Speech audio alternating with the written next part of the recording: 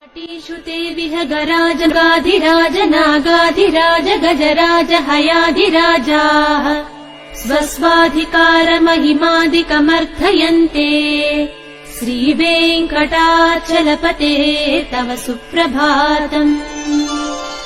सूर्येन्दुभौमबुधवाक्पति काव्यसौरि स्वर्भानुकेतु दिविषत्परिषत्प्रधानाः त्वद्दासदासचरमावधिदासदासाः श्रीवेङ्कटाचलपते तव सुप्रभातम्।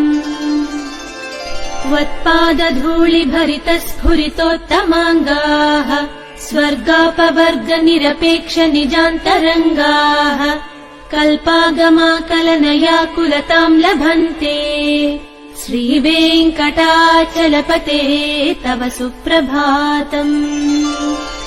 त्वद्गोपुराग्रशिखराणि निरीक्ष्यमाणाः स्वर्गापवर्गपदवीम् परमाम् श्रयन्तः मर्त्या मनुष्यभुवने मतिमाश्रयन्ते श्रीवेङ्कटाचलपते तव सुप्रभातम्।